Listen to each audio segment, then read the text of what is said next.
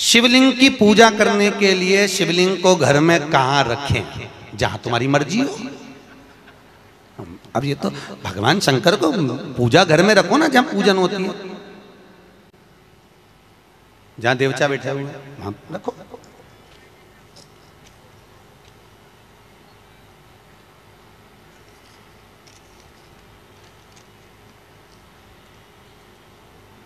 People के पेड़ को सोमवती अमावस्या के दिन 108 फेरी क्यों लगाई जाती है? वाह, बहुत बढ़िया। हमने तो नहीं की लगाओ, अब तुम्हारा मन है 108 लगाने का। याद रखना, पीपल के वृक्ष की परिक्रमा करने से वैभव बढ़ता है, आंवले के वृक्ष की परिक्रमा करने से लक्ष्मी बढ़ती है। याद रखिए, तुलसी की परिक्रमा करने से सौभाग्य बढ़ता है। अब 108 मन का लगाओ, चाहे 208 लगाओ, 216 लगाओ, ये आपके ऊपर है। यहाँ आपका भाव होना चाहिए कि हम भगवान को कैसे रिझाएं, कैसे रिझाएं, ये आपका भाव है। उसका फल क्या है? तो उसका फल वैभव प्राप्ति का है, धन प्राप्ति का, यश प्राप्ति का। आप जितनी लगा,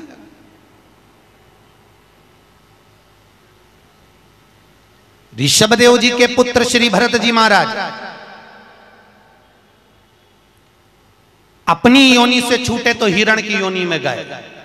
हिरण की योनि पाने के बाद श्री ऋषभदेव जी के पुत्र जो भरत जी थे, हिरण की योनि में आने के बाद में, हिरण की योनि पाने के बाद भरत जी को लगा कि मैं इस हिरण की योनि में पड़ गया हूं, इससे मुक्ति कैसे मिलेगी? तो हिरण की योनि में आने के बाद भरत जी महाराज पीपल के वृक्ष के नीचे जो संत बैठे हुए थे उनकी 108 परिक्रमा करते थे हिरण की योनि में। तो हिरण की योनि के 108 परिक्रमा कर रहे थे। उस दिन थी सोमवती अमावस्या का दिन, जिस दिन हिरण की योनि से परिक्रमा करते करते भरत जी महाराज छूट गए थे और वापिस मनुष्य की योनि में आ गए थे। ये 108 परिक्रमा का फल है। ऋषभ जी के पुत्र हिरण की योनि से छूटकर परमात्मा की भक्ति को मनुष्य देह मिल गए। शायद हो सकता है हम मानव की देह में हैं और मनुष्य की देह में आकर अगर हम भगवान की 108 परिक्रमा लगाते हैं, हम भगवान का भजन करते हैं, 108 परिक्रमा के अंतर्गत हम डूबे रहते हैं, तो हो सकता है मनुष्य की योनि से छूटकर हम देव योनि में चले जाए, भगवान की परास प्राप्त हो जाए। आज महाराज जी ने हम सभी लोगों को बहुत ही उत्तम एवं शिक्षाप्रद कथा सुनाई है।